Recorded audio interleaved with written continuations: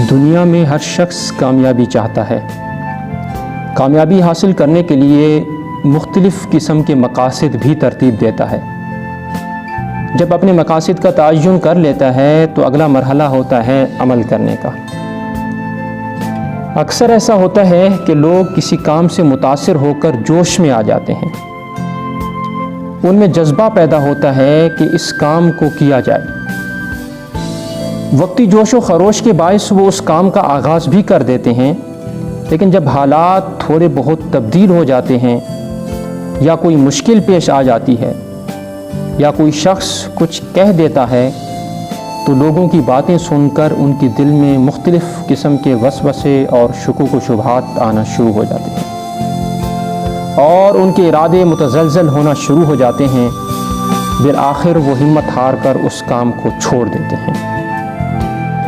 استقامت نام ہے ڈٹ جانے کا، یعنی اگر کسی کام کو کرنے کا ارادہ کر لیا جائے تو اس کے حصول تک ڈٹے رہنا استقامت ہے۔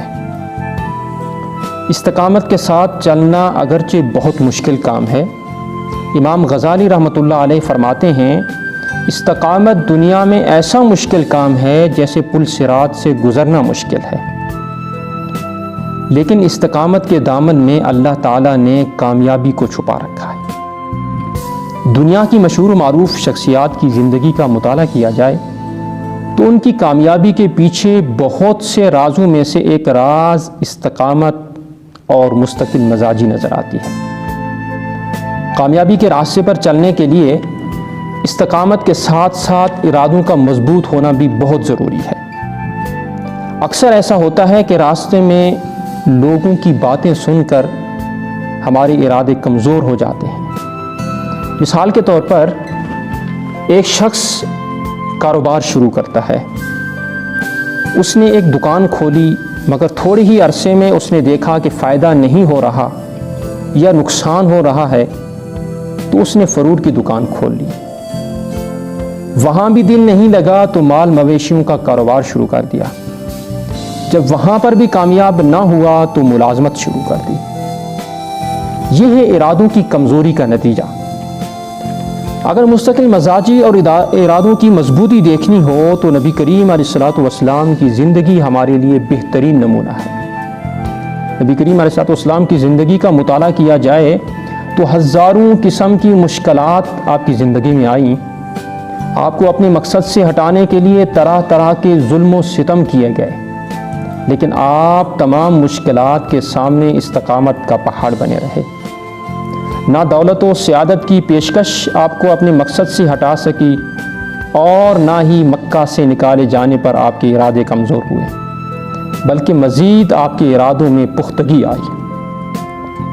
اسی طرح نبی کریم علیہ الصلوۃ والسلام کے صحابہ کرام کی زندگی صرف حضرت عمار بن یاسر کے گھرانے کی مثال ہی ہمارے لیے کافی ہے۔ کفار نے حضرت یاسر کو، آپ کی زوجہ حضرت سمیہ اور آپ کے بیٹے حضرت عمار کو طرح طرح سے ستایا اور تکالیف دیں، لیکن وہ کفار کے سامنے استقامت کا پہاڑ بنے رہے، اپنی جانیں پیش کیں لیکن اسلام کو نہیں چھوڑا۔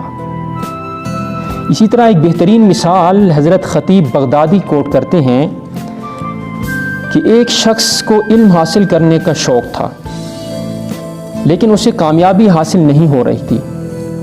تھک ہار کر اس نے فیصلہ کیا اب مزید علم حاصل نہیں کرے گا۔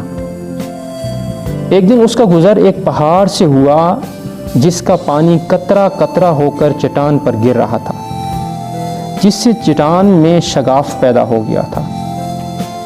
تب اس نے کہا، جب پانی اپنی نرمی اور لطافت کے باوجود اتنی سخت چٹان میں شگاف پیدا کر سکتا ہے تو اللہ کی قسم میں بھی علم حاصل کر سکتا ہوں۔